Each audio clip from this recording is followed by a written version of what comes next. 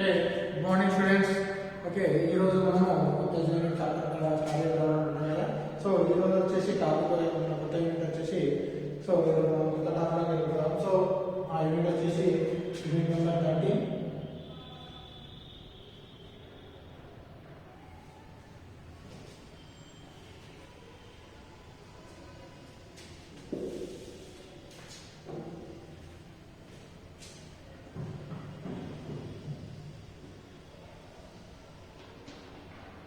ఉష్ణ గతి శాస్త్రం.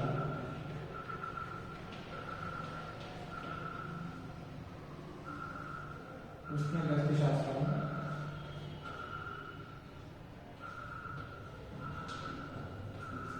థర్మోడైనమిక్స్.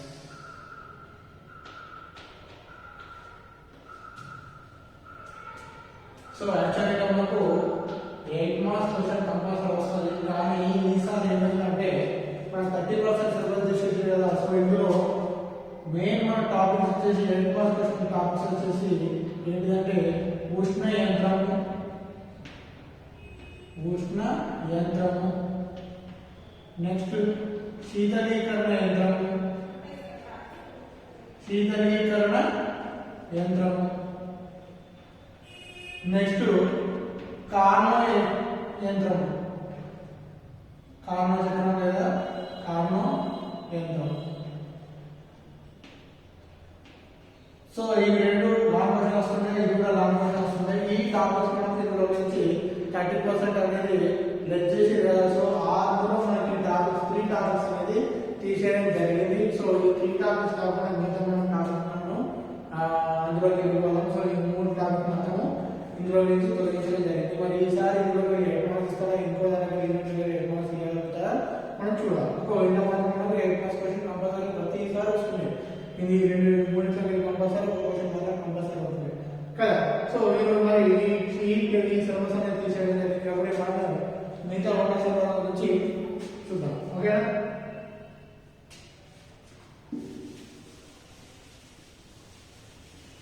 సో ఈరోజు టాపిక్ వచ్చేసి ఉష్ణగతి శాస్త్రం. యూనిట్ వచ్చేసి ఉష్ణగతి శాస్త్రం. సో ఉష్ణగతి శాస్త్రం ఏం చెప్తుందంటే ఉష్ణ శక్తి మరియు యాంత్రిక శక్తుల మధ్య సంబంధాన్ని తెలిపే దాన్ని మనం ఉష్ణగతి శాస్త్రం అంటాం.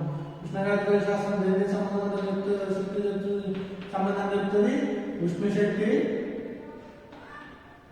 ఉష్ణ శక్తి మరియు ఇంకోటి యాంత్రిక శక్తుల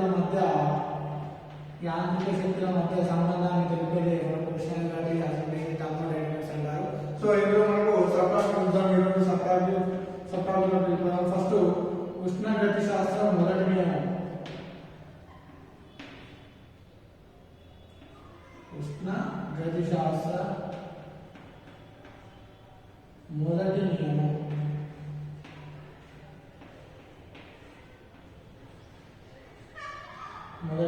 నెక్స్ట్ ఆంతరిక శక్తి అనేది.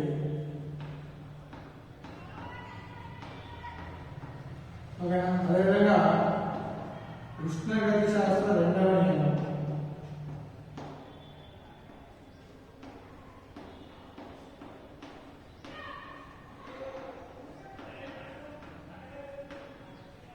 సో ఉష్ణగతి శాస్త్రాన్ని 2 ప్రవచనాలు ఉన్నాయి. దీనికి కెల్విన్ ప్లాంక్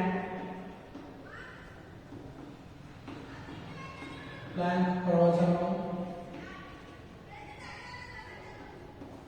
నెక్స్ట్ క్లాసియన్ ప్రవచనం.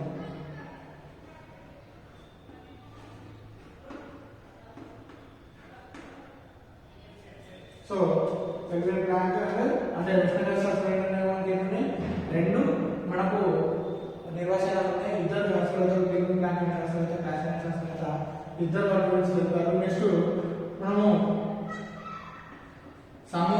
సమ ఉష్ణోగ్రత ప్రక్రియ,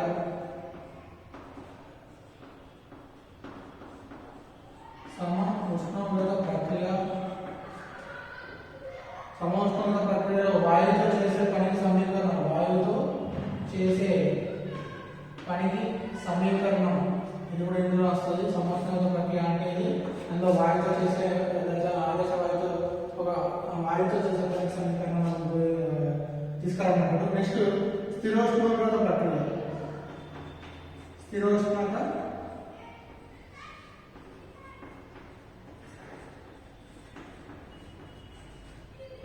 సో ఇది కూడా వాయువులో చేసిన పనికి సమీకరణం, వాయువులో చేసిన పనికి సమీకరణాన్ని రావాల్సి ఉంటారు. సో ఈ విధంగా అయితే సో ఉష్ణగతి శాస్త్రంలో సబ్ టాపిక్స్ గురించి ఈరోజు సబ్ టాపిక్స్ ఏంటిది ఉష్ణగతి శాస్త్రం మొదటి నియమం అండ్ ఆంతరిక శక్తి అంటే ఉష్ణగతి శాస్త్రం రెండో నియమం అంటే మరి రెండవ నియమాన్ని ఇంకా ఎవరెవరు నిర్వచించారు. నెక్స్ట్ సమోష్ణాల ప్రక్రియ ఏంటి, సమోష్ణాల పద్ధతిలో ఒక వాయువుతో చేసిన జరిగిన పనికి సమీకరణం పెట్టండి. అదేవిధంగా స్థిరోష్ణక ప్రక్రియ అనగానే అదేవిధంగా స్థిరోష్ణక ప్రక్రియలో వాయువుతో చేసినటువంటి పనికి సమీకరణాన్ని తీసుకురావడం ఏ విధంగా తీసుకురావడం జరుగుతుందని వాటి గురించి ఈరోజు మనం సెంటర్ చూద్దాం. ఓకే, ఈ విధంగా సో ఫస్ట్ టాపిక్ అయితే ఉష్ణగతి శాస్త్ర మొదటి నియమం. ఓకేనా, దీంట్లో మనం ఫస్ట్ ఏం తీసుకుందాం, ఉష్ణగతి శాస్త్ర మొదటి నియమం గురించి తెలుసుకుందాం.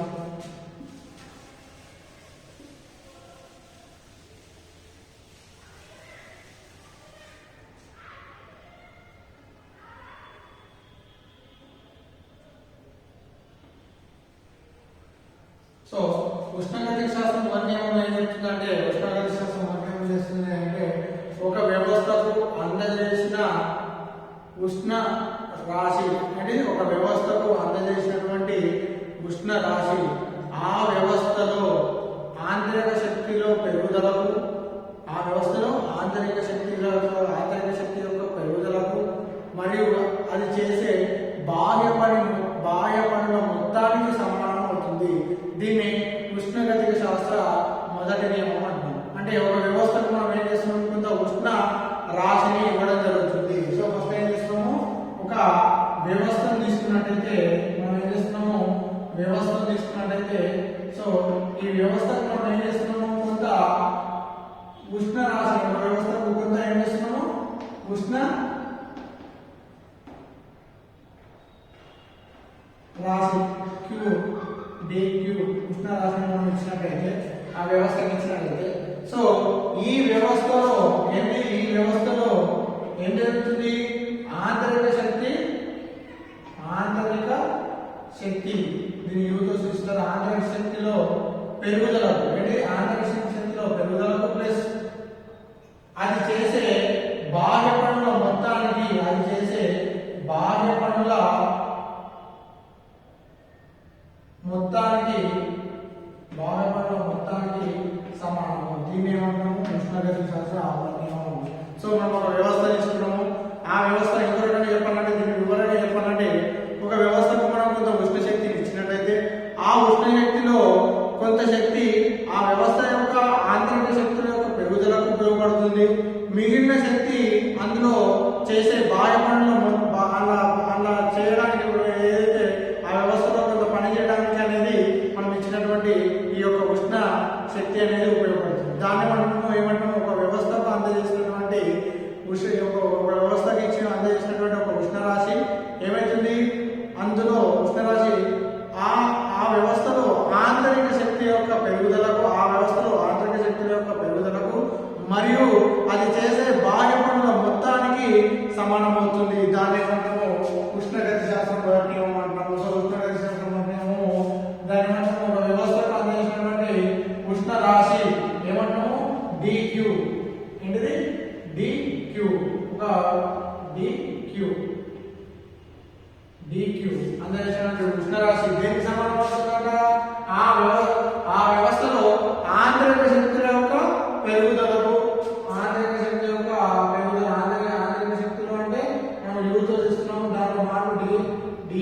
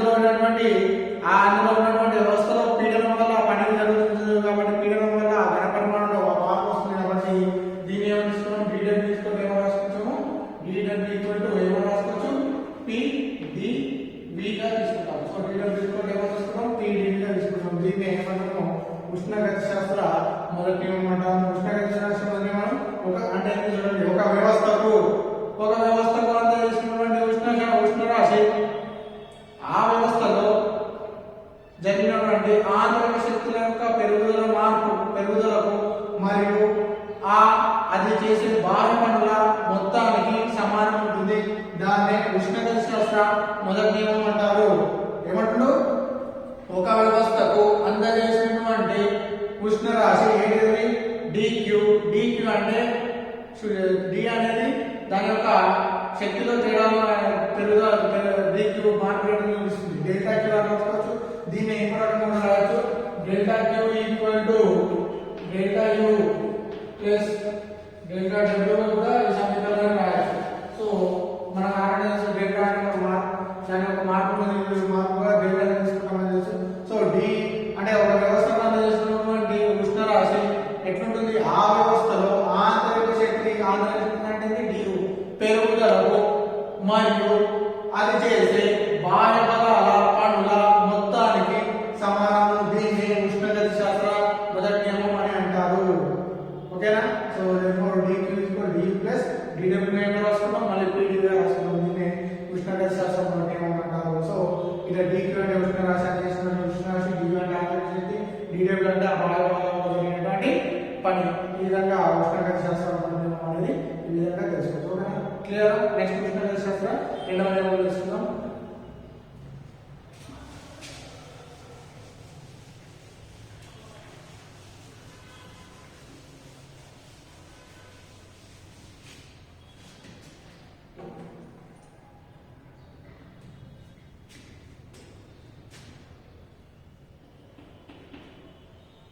సో ఫస్ట్ మనం ఆంతరిక శక్తి అంటే సో మన ఆంతరిక శక్తి అంటే తెలుసుకున్నాం. ఫస్ట్ ఆంతరిక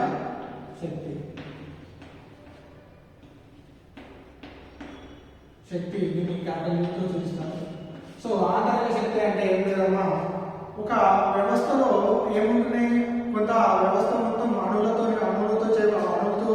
కలిగి ఉంటుంది కాబట్టి ఆ వ్యవస్థలో ఉన్నటువంటి మొత్తం అణువుల స్థితిశక్తి మరియు గతి శక్తుల మొత్తాన్ని ఏమంటున్నామంటే ఆంతరిక శక్తి అంటున్నాము. ఒక వ్యవస్థలోని అణువుల యొక్క మొత్తం ఒక వ్యవస్థలో మొత్తం అణువుల ఏమంటాము స్థితిశక్తి మరియు గతి శక్తుల మొత్తాన్ని ఏమంటాము ఆంతరిక శక్తి అంటున్నాము.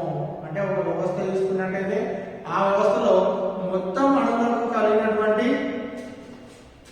ఆంతరిక శక్తి అంటే మొత్తం అణువుల ఏంటిది స్థితి శక్తి ప్లస్ గతి శక్తిగా మొత్తాన్ని ఏమంటున్నాము ఆంతరిక శక్తి అని అంటున్నాము.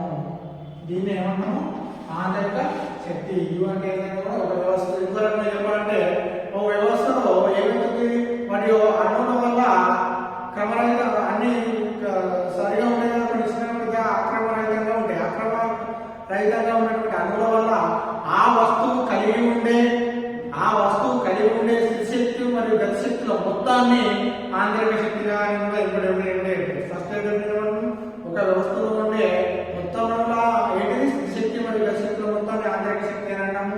ఇంకో రకంగా చెప్పాలంటే ఏమని చెప్పొచ్చు, ఒక వ్యవస్థ తీసుకున్నట్లయితే ఆ వ్యవస్థలో అక్రమరహితమైనటువంటి అణువుల వల్ల ఆ వస్తువు కలిగి ఉండేటువంటి శక్తి మరియు గతి శక్తుల మొత్తాన్ని ఏమంటాము ఆంతరిక శక్తి అని అంటారు. ఈ విధంగా ఆంతరిక శక్తి అంటే సో దీన్నే అంటే ఆంతరిక శక్తిని మనం ఉష్ణగతిలో ఆంతరిక శక్తిలో పెరుగుదల అంటే స్థితిశక్తి మరియు గతి శక్తుల యొక్క పెరుగుదలనే మార్పు ఆంతరిక శక్తి మార్పు అంటే ఆ వ్యవస్థలో ఉన్నటువంటి అణువుల యొక్క మార్పు అన్నట్టు వాటి యొక్క స్థితిశక్తి గతి శక్తుల మార్పు పెరగడం అన్నట్టు. ఆంతరిక శక్తి పెరగడం అంటే ఆ వ్యవస్థ యొక్క మొత్తం అణువుల యొక్క స్థితిశక్తి గతి శక్తి అనేది పెరగడం అన్నట్టు. ఉష్ణగతి శాస్త్రంలో మనం డెల్టా యు పెరుగుదల అన్నారు కదా. సో డెల్టా యు అంటే ఆంతరిక శక్తి. ఆంతరిక శక్తి అనేది వ్యవస్థలో ఉన్నటువంటి మొత్తం అణువుల స్థితిశక్తి మరియు గతి శక్తుల మొత్తాన్ని మనం ఆంతరిక శక్తి అంటాం. సో ఇప్పుడు మనం నెక్స్ట్ ఉష్ణగతి శాస్త్రం రెండవ నియమం ఇప్పుడు చూద్దాం.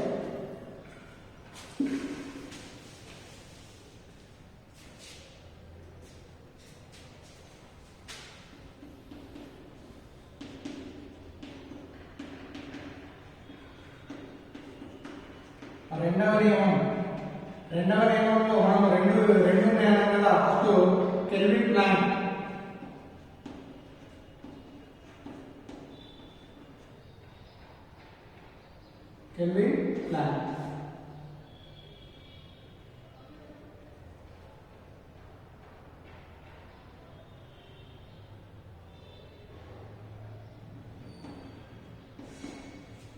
సో కెల్విన్ ప్లాంక్ యొక్క వివరణ ఏ విధంగా ఉంటుందంటే, కెల్విన్ ప్లాంక్ ఏమని చెప్తారంటే ఒక ఉష్ణాశయం నుంచి అందజేసినటువంటి ఉష్ణరాశి మొత్తం, ఒక ఉష్ణాశయం నుంచి తీసుకున్నటువంటి ఉష్ణరాశి మొత్తం దాన్ని మొత్తం ఆ ఉష్ణశక్తిని మొత్తం పనిగా మార్చడం అనేది సాధ్యం కాదు. ఏ ఇతర ఫలితాలు కలగజేయకుండా ఆ ఉష్ణశక్తిని మొత్తం పనిగా మార్చడం సాధ్యం కాదని చెప్పేది ఎవరంటే కెల్విన్ ప్లాంక్ వివరణ చెప్తాము. ఈ ప్రక్రియను ఏమంటాము?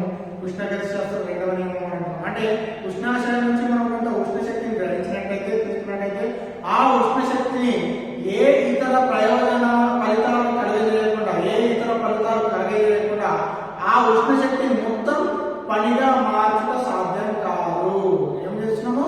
మనం ఉష్ణాశయం నుంచి కొంత ఉష్ణశక్తిని తీసుకున్నట్లయితే ఆ ఉష్ణశక్తిని ఏ ఇతర ఫలితాలు కలగజేయకుండా, ఇంకా వేరే రకమైన ఏం లేకుండా ఆ ఉష్ణశక్తి మొత్తం పనిగా మార్చడం సాధ్యం కాదు. అంటే ఉష్ణాశయం నుంచి గ్రహించినటువంటి ఉష్ణశక్తి ఏం చేస్తుంది?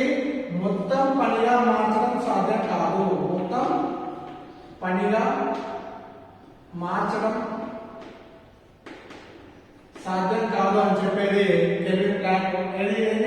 ఏ ఇతర ఫలితాలు కలగజేయకుండా, ఏ ఇతర ఫలితాలు కలగజేయకుండా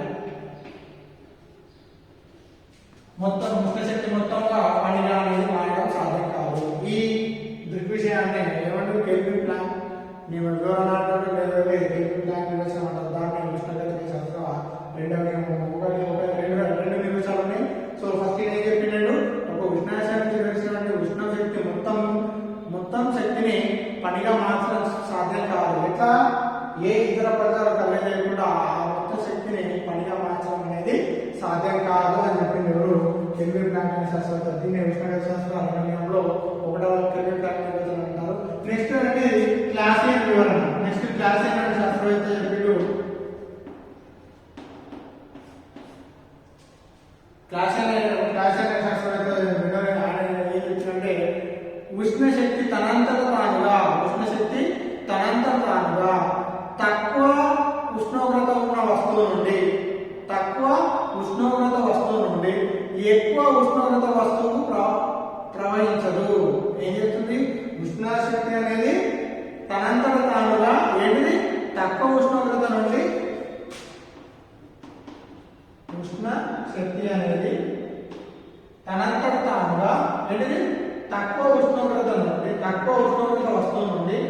తక్కువ ఉష్ణోగ్రత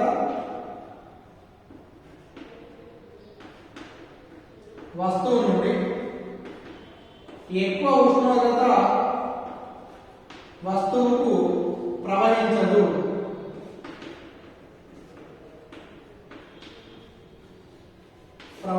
దీన్నే మనము క్లాసియన్ వివరణ అంటాం. సింపుల్ గా చెప్పాలంటే, చల్లని వస్తువు నుండి వేడి వస్తువుకు ఎప్పుడు అనేది ఉష్ణం అనేది తనంతట తానుగా ప్రవహించదని చెప్తారు క్లాసియన్. ఇంకో రకంగా చెప్పాలంటే ఏ వస్తువు ఏదైనా చల్లని వస్తువు నుండి వేడి వస్తువు అనేది ఉష్ణం అనేది ప్రవహించదనేది ఇంకో రకంగా చెప్పచ్చు. లేదా ఉష్ణశక్తి అనేది తనంతట తానుగా తక్కువ ఉష్ణోగ్రత ఉన్న వస్తువు నుండి ఎక్కువ ఉష్ణోగ్రత వస్తువు అనేది ప్రయాణం చేయదు. ఇది క్లాసియన్ వివరణ. సో కెల్విన్ ప్లాంక్ అనేది ఉష్ణాశయం నుంచి ఉష్ణశక్తి ఉష్ణశక్తి అనేది ఏ ఇతర ఫలితాలు కలగజేయకుండా మొత్తం శక్తిని పనిగా మార్చడం సాధ్యం కాదు. దీన్ని కెల్విన్ ప్లాంక్ వివరణ అంటారు. నెక్స్ట్ క్లాసియన్ వివరణ అంటారు. సో మొత్తానికి ఉష్ణగతి శాస్త్రం రెండవ నియమం ఏం చెప్తుంది?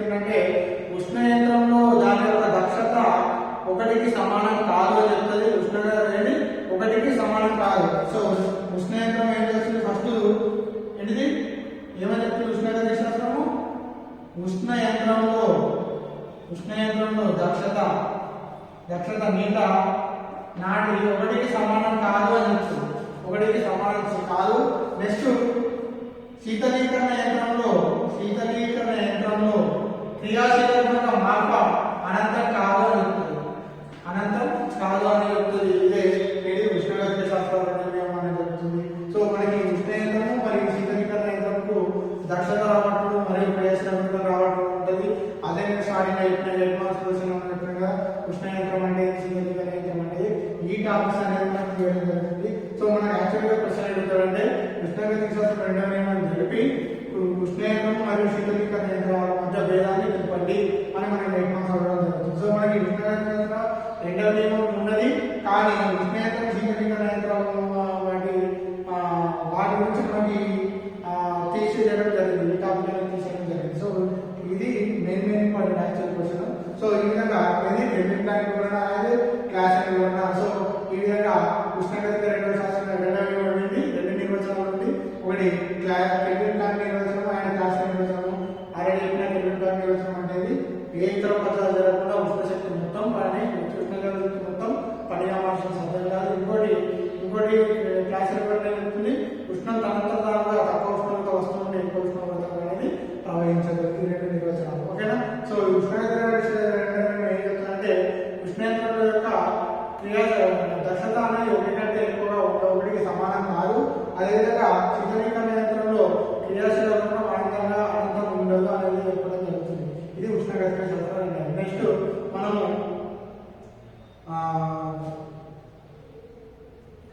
నెక్స్ట్ టాపిక్ మనము ఉష్ణగతిక శాస్త్రం అనేది నెక్స్ట్ సమోష్ణత ప్రక్రియ అంటే సమోష్ణతలో వాయుతో చేసిన దానితో వాయుతో జరిపిన పనిలో దాని యొక్క సమీకరణం రావడం, అదేవిధంగా స్థిరోష్ణత ప్రక్రియ వాయుతో చేసిన పనికి సమీకరణం ఏ విధంగా రావడం. ఓకే.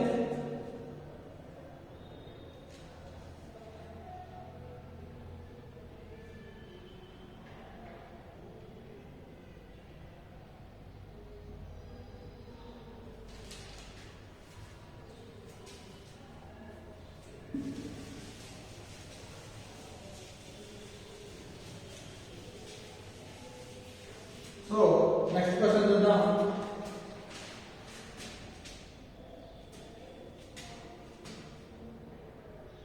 సమోష్ణోగ్రత ప్రక్రియలో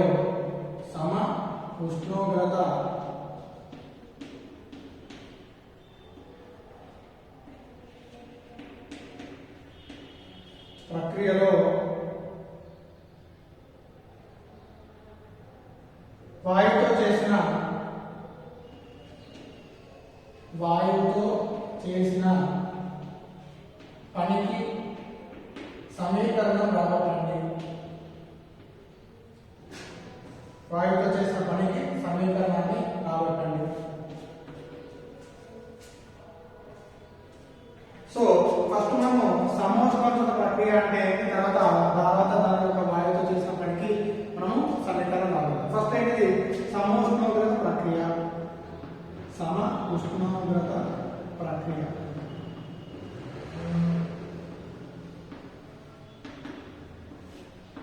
ఓకేనా.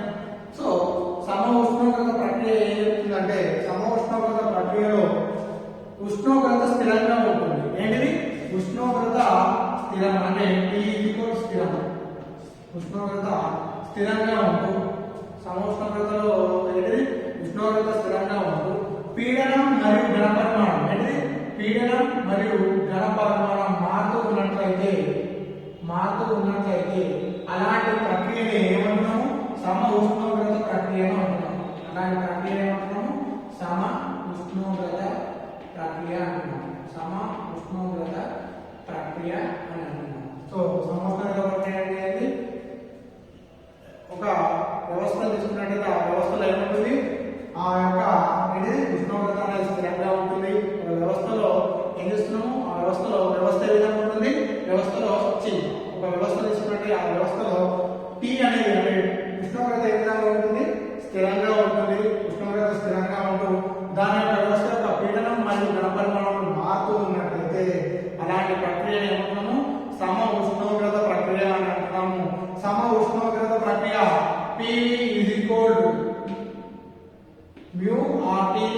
పాటిస్తుంది. PV is equal to mu RT ని పాటిస్తుంది. మనకు ఆల్రెడీ PV ఈక్వల్ mu అనేది ఆదర్శ వాయు సమీకరణం కదా, ఇక్కడ mu అనేది mu మోల్ ఆదర్శ వాయువు కదా. So PV equal mu RT పాటిస్తుంది కాబట్టి ఇక్కడ P ని ఏం రాసుకోవచ్చు, P తీసుకున్నట్లయితే P ఈక్వల్ ఏం రాసుకోవచ్చు, mu RT బై V గా రాసుకోవచ్చు. So PV equal mu RT అనేది పాటిస్తుంది. సో ఇప్పుడు చూద్దాము సమోష్ణోగ్రత ప్రక్రియలో వాయువుతో చేసిన పనికి సమీకరణం రావాలి. సో మనం ఒక మోల్ ఆధార ఒక వాయువుని తీసుకున్నట్టయితే సో సమోష్ణోగ్రత ప్రక్రియ ద్వారా ఆ వాయువు యొక్క పీడనం వల్ల ఆ వాయువు యొక్క పీడనం వల్ల సో దాని యొక్క పీడనం వల్ల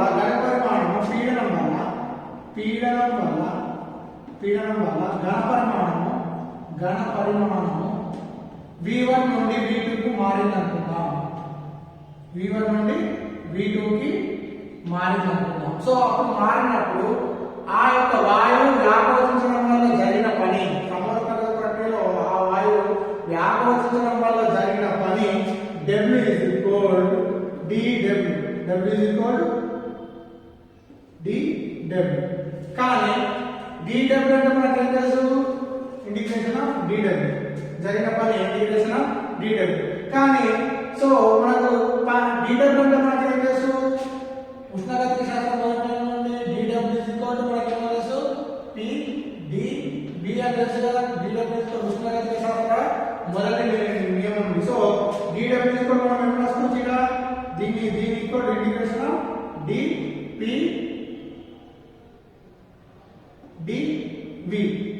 కదా. dW is equal to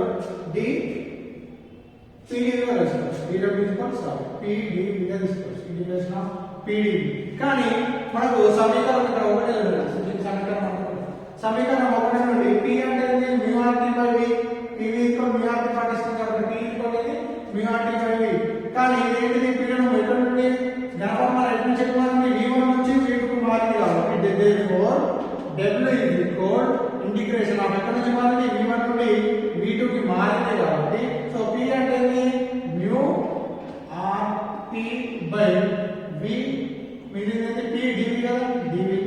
ఓకేనా, చూడండి. సో ఈ mu RT మొత్తం స్థిరాంకం కాబట్టి so W is equal integration of V1 to V2.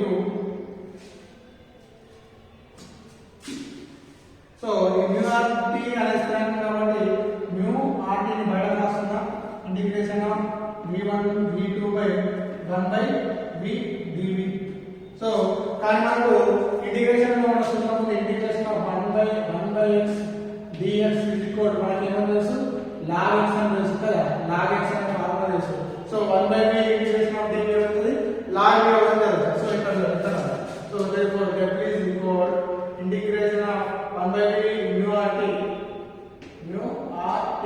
So 1 by v 1 by x అంటే ఇది 1 by v is equal log x కాబట్టి ఇక్కడ ఏమవుతుంది, mu RT 1 బై v అవుతుంది, log v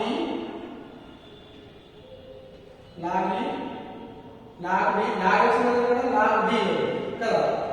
log v కి మనకి ఇక్కడ దీని యొక్క V1 నుండి V2 పోతుంది కాబట్టి V1 నుండి తీసుకుంటాం. therefore W is equal mu RT.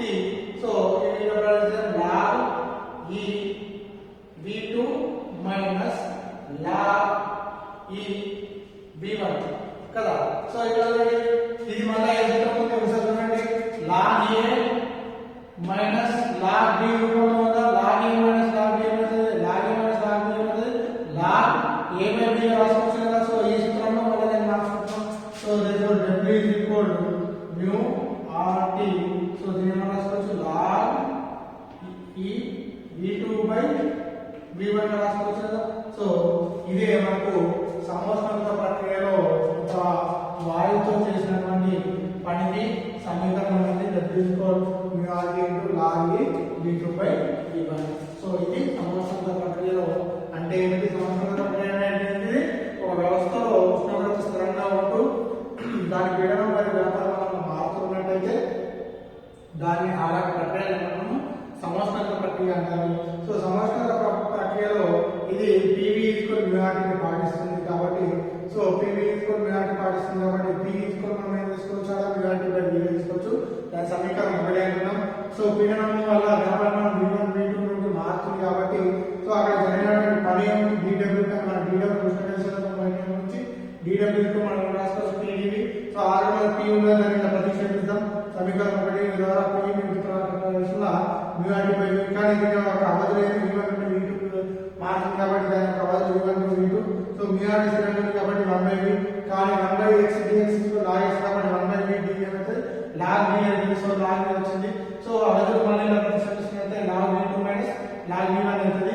కానీ log v log v రూపంలో ఉంది కాబట్టి దాన్ని log v2/v1 గా రావచ్చు. దేర్ఫోర్ ఉష్ణోగ్రత సమోష్ణాంక ప్రక్రియలో వాయువుతో చేసినటువంటి పనికి సమీకరణం W log v2/v1 అనేది రావడం జరిగింది. ఇది సమోష్ణాంక ప్రక్రియ అనేది సమోష్ణాంక ప్రక్రియలో వాయువుతో చేసినటువంటి పనికి సమీకరణాన్ని రూపొందించాలంటే ఈ విధంగా రావచ్చు. నెక్స్ట్ మనకు స్థిరోష్ణాంక ప్రక్రియ ఉంది. మరి స్థిరోష్ణాంక ప్రక్రియలో సేమ్ మళ్ళీ వాయువుతో చేసినటువంటి పనికి సమీకరణం ఏ విధంగా ఉంటుందో చూద్దాం.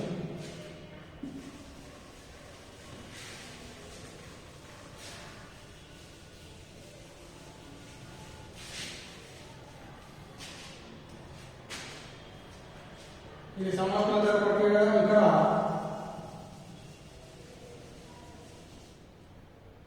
స్థిరోష్ణాంక ప్రక్రియ అనేది వాయువుతో చేసినటువంటి పని. ఇది కూడా స్థిరోష్ణోగ్రత ప్రక్రియ.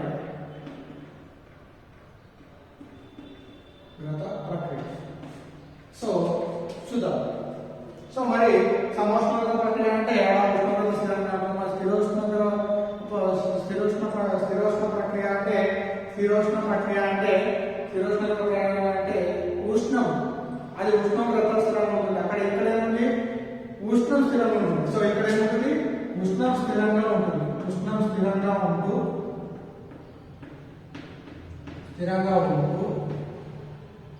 PV to power gamma equal to K అని పాటిస్తుంది. PV to power gamma equal K ను పాటిస్తుంది. Sorry, PV to power gamma K R ను పాటిస్తుంది. PV to power gamma R అంటే R స్థిరాంకం. సో అంటే స్థిరోష్ణాంక ప్రక్రియలో ఏంటి సమోష్ణాంక ప్రక్రియ అంటే ఇక్కడ ఉష్ణం స్థిరాంకం అంటే పరిసరాల నుండి వస్తువు నుండి పరిసరాలకు కానీ పరిసరాల నుండి వస్తువు కానీ అంటే వస్తువు నుండి పరిసరాలకు కానీ పరిసరాల నుండి వస్తువు కానీ ఉష్ణం అనేది మార్పిడి అనేది జరగదు. అంటే ఉష్ణం మొత్తం ఎక్కడ ఉంటుంది, స్థిరంగా ఉంటుంది. సో మరి ఆర్టీ తీసుకొని మ్యూఆర్టీ ఏర్పడిస్తే PV to power gamma equal R అనే దాని నిర్వచనాన్ని స్థిరోష్ణాంక ప్రక్రియ అనేది పాటించడం జరుగుతుంది. సో మరి స్థిరోష్ణాంక ప్రక్రియకు వాయువుతో చేసినటువంటి దానికి మనము సమీకరణాలు ఏ విధంగా ఉంటుందో చూద్దాం. PV టు పవర్ K సమీకరణం ఏ విధంగా ఉంటుందో చూద్దాం. స్థిరోష్ణాంక ప్రక్రియలో ఏమంటున్నాము,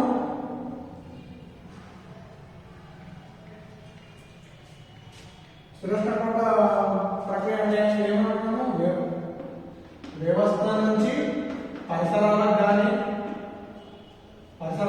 లేదా పరిసరాల నుంచి వ్యవస్థకు కానీ ఉష్ణ మార్పిడి అనేది జరగదు. సో దీని ఈక్వల్ ఏమంటూ ఉష్ణం మొత్తం ఎట్లుంటుంది, స్థిరంగా ఉంటుంది. సో ఉష్ణం స్థిరంగా ఉంటూ PV to power gamma equal K ను పాటించేదాన్ని అలాంటి ప్రక్రియను ఏమంటున్నాము, స్థిరోష్ణాంక ప్రక్రియ అంటున్నాము. సో వ్యవస్థ నుండి పరిసరాలకు కానీ పరిసరాల నుండి వ్యవస్థ కానీ ఉష్ణం మార్పిడి ఉష్ణం బదిలీ కాకపోతే అంటే అదేముంటుంది, ఉష్ణం ఎట్లుంటుంది, స్థిరంగా ఉంటుంది. ఇలాంటి అలా ఉంటూ PV to power gamma K ను పాటించినట్లయితే అలాంటి ప్రక్రియ ఏమంటాము, స్థిరోష్ణాంక ప్రక్రియ అని అంటున్నాము. సో మరి స్థిరోష్ణాంక ప్రక్రియకు మరి సమీకరణం రావాలి. స్థిరోష్ణాంక ప్రక్రియకు ఏంటిది, సమీకరణాన్ని రావాలి. స్థిరోష్ణాంక ప్రక్రియకు ఏంటిది, వాయువుతో చేసినటువంటి పనికి సమీకరణం రావట్లేదు. ఒక మోల్ వాయువు తీసుకున్నట్టయితే అందులో ఆ యొక్క ఉష్ణం స్థిరంగా ఉన్నప్పుడు దాని యొక్క పీడనం ఏంటిది, P1 నుండి P2 కు మారి అదేవిధంగా దాని యొక్క ఘనపరిమాణాలు V1 నుండి V2 కు మారినప్పుడు ఆ వాయువు వ్యాకోచం వల్ల జరిగిన పని, ఆ వాయువు వ్యాకోచం వల్ల జరిగినటువంటి పని ఏముంటుంది? డబ్ల్యూ ఈజ్ ఈక్వల్ టు ఏంటిది? Integration of dw. కానీ మన dw అంటే ఆల్రెడీ తెలుసు, ఇంటిగ్రేషన్ ఆఫ్ dw అంటే ఏంటి? pdv అని మనకు తెలుసు కదా. కానీ ఇక్కడ చూడండి, ఇక్కడ pv to power gamma k పాటిస్తుందంటే దీని నుంచి మనం రాసుకోవచ్చు, మనం p equal to k to power v to power gamma గా రాసుకోవచ్చు. దీని సమీకరణం ఒకటే అనుకున్నాం. సో ఎందుకు ఒకటే? సో మనం p అని తీసుకొస్తున్నాం, మనకి ఇక్కడ pdv అని రావడం జరుగుతుంది కాబట్టి సో ఈ సమీకరణం మనకు జరిగిన పనిలో p టు పవర్ dv ని మనం ఇలా ప్రతిక్షేపించాలి.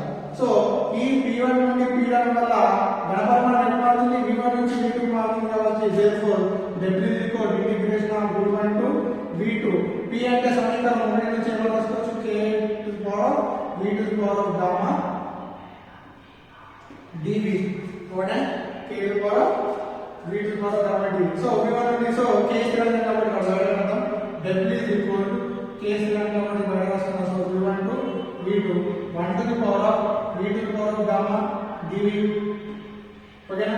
So 1 to the power of v to the power of gamma కాబట్టి దీని పై పంపేయండి. మళ్ళీ w is equal k v1 v2 ఈ పై పోతే v to the power minus gamma dv అవుతుంది. ఓకేనా? సో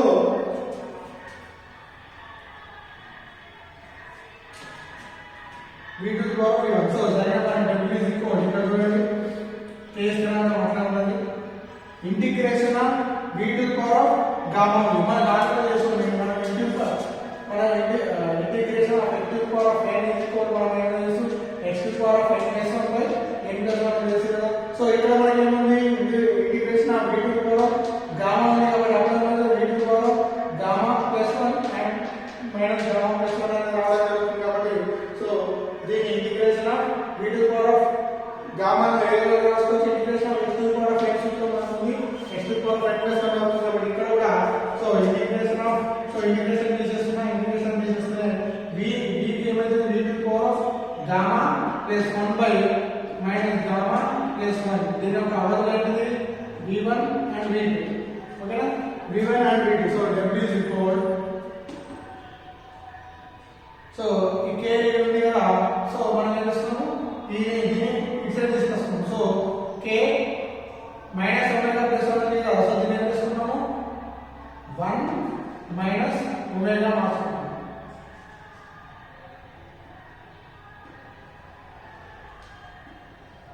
సో అప్పుడు ఏమవుతుంది? k to the power of v to the power of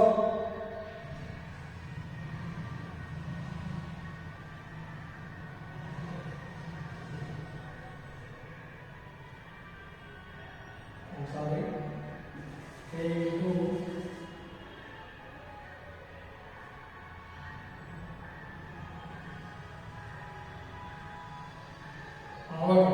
so దీన్ని తీసుకొస్తున్నట్లయితే అప్పుడు k 1 plus 1 minus omega రాసుకోవచ్చు కదా.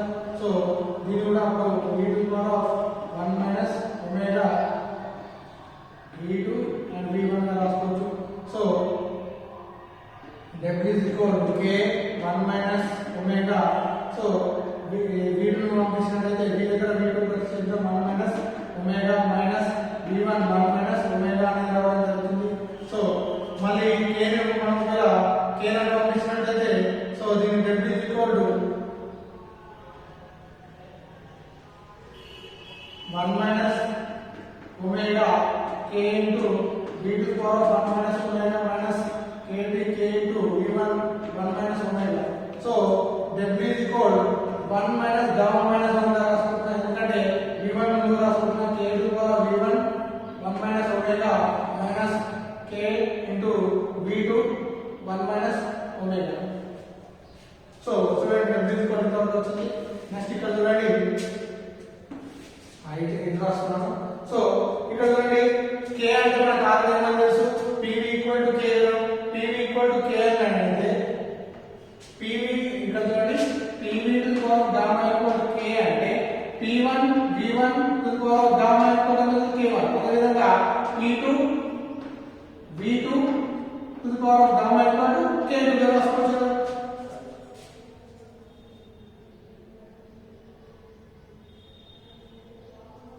సారీ k అవుతుంది కదా. So p1 v to the power of gamma p1 v1 to the power of gamma equal to అవుతుంది k అవుతుంది. అదేవిధంగా p2 v to the power of v to the power కూడా అవుతుంది ga అవుతుంది. ఏమైతే k అవుతుంది. సో అది ప్రతిక్షేపిద్దాం. So w is equal to 1 by gamma minus 1 equal to k దగ్గర ఏమని రాసుకోవచ్చు p1 v1 to the power of gamma next v1 gamma minus 1 కదా.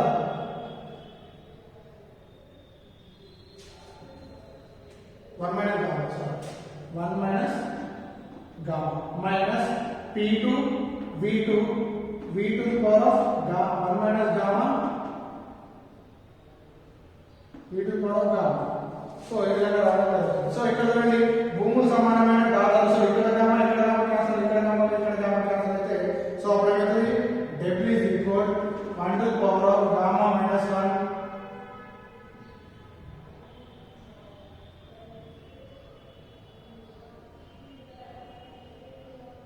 gamma minus 1 equal to ఏమవుతుంది p1 v1 minus p2 v2. ఇది అక్కడ వ్యవస్థలో జరిగిన పని. లేదా ఆల్రెడీ మనకి ఏం తెలుసు pv ఈక్వల్ టు మనకి ఏమని తెలుసు mu rt అని తెలుసు కదా. mu rt కదా. సో p1 v1 ఈక్వల్ ఏమవుతుంది mu rt1 అవుతుంది. సో అట్లా ప్రతిక్షేపించినట్లయితే w is equal to 1 by gamma minus 1 equal to p1 v1 equal ఏమని తెలుసుకోవచ్చు mu rt1 minus mu rt2. So ఇందులో w is equal to 1 gamma minus 1 mu r common తీసుకున్నట్లయితే ఏమవుతుంది t1 minus t2 లేదా దీన్ని మొత్తం రాసుకోవచ్చు w is equal to mu r by gamma minus 1 equal to t1 minus t2. So ఇక్కడ ఉన్నటువంటి జరిగినటువంటి మొత్తం పని ఇది రావాలి.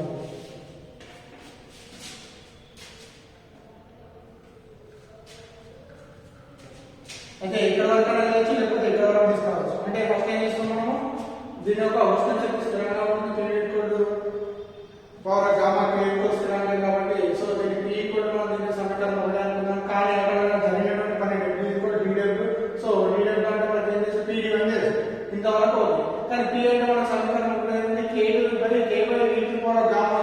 సో దీన్ని ఇలా ప్రతిక్షేపిస్తాం k by v gamma dv ప్రతిక్షేపించినట్లయితే k స్థిరంగా ఉన్నప్పుడు బయట ఎలా అవుతుంది. సో v1 టు v2 అవదు 1 by v to power gamma dv. So ఇది ఎటువంటి ఇది 1 బై v ఉంది. So v to power gamma బయట పోతుంది v to power minus gamma అవుతుంది కదా. v to power minus gamma dv. ఎందుకు ఇది x టు పవర్ n రూపంలో తెచ్చుకున్నాం. కానీ మనము integration of x to power n అంటే ఆల్రెడీ మనం చేసాము x to power x to power n అంటే x to power n + 1 by n + 1 రూపంలో దీన్ని రాయాలి. ఇంటిగ్రేషన్ చేసినట్లయితే అప్పుడు ఏమవుతుంది అవకలనం చేసాం కాబట్టి ఇంటిగ్రేషన్ చేసాం కాబట్టి సమాకలనం చేసాం కాబట్టి సో k స్థిరంగా మాట్లాడుతున్నది v to power of gamma కాబట్టి గామా ప్లస్ 1 మైనస్ 1 కాబట్టి minus gamma plus 1 by minus gamma plus 1 అవదు. సో నెక్స్ట్ ఏం చేస్తున్నాము ఈ మైనస్ గామా ప్లస్ 1 ఆడు ఇటు సైడ్ బయట తీసుకొస్తున్నాం. దీన్ని ఏం చేస్తున్నాం 1 మైనస్ గామా రాసుకుంటాం. So v to power 1 minus gamma అవుతుంది. So v to power 1 minus gamma అయినప్పుడు ఈ అవధులు లోపల ప్రతిపిస్తున్నాం k by 1 minus gamma. So v2 1 minus gamma v1 1 minus gamma. So మనం v1 ఫస్ట్ రాసుకున్నప్పుడు 1 మైనస్ గామా అవుతుంది 1. సో అక్కడ 1 మైనస్ గామా ఉంది. So 1 minus gamma equal k ని లోపల పంపిస్తున్నాం k to power k into v2 1 minus gamma k into v1 1 minus gamma. కానీ మనం v1 కు ముందు తీసుకొస్తున్నాం v2 ని తీసుకొచ్చినట్లయితే ఇక్కడ 1 మైనస్ గామా ఏమవుతుంది. సో తీసుకురావాలంటే ఇక్కడ ఏం చేసుకున్నాము గామా మైనస్ 1 చేంజ్ చేసుకున్నట్లయితే k into v1 1 minus gamma minus k into v2 1 minus gamma అలా ఉండడం జరుగుతుంది. సో కానీ k అంటే ఏమని తెలుసుకున్నాము pv ఈక్వల్ టు మనకి k అని తెలుసు. సో అప్పుడు p1 v1 equal to p1 v1 equal to gamma equal అవుతుంది k కి. అదేవిధంగా p2 v2 equal to k అవుతుంది కాబట్టి సో k దగ్గర p1 v1 గామా ప్రతిక్షేపిస్తున్నాం. So p1 v1 gamma into v1 1 minus gamma minus p2 v2 to the power gamma and into v to power 1 minus gamma. So ఇక్కడ v1 gamma ఉంది ఇక్కడ v1 1 minus gamma ఉంది. భూములు సమానం ఉన్నాయి. So దాదాపు ఉన్నట్లయితే ఇక్కడ మైనస్ 1 ఇక్కడ ప్లస్ గామా కాబట్టి క్యాన్సల్. ఇక్కడ మైనస్ గామా ప్లస్ గామా కాబట్టి క్యాన్సల్. సో ఇది 1 by gamma minus 1 p1 v1 minus p2 v2. ఇక్కడ వరకు మనం తీసుకొచ్చినట్లయితే సిగ్నల్స్ ప్రక్రియలో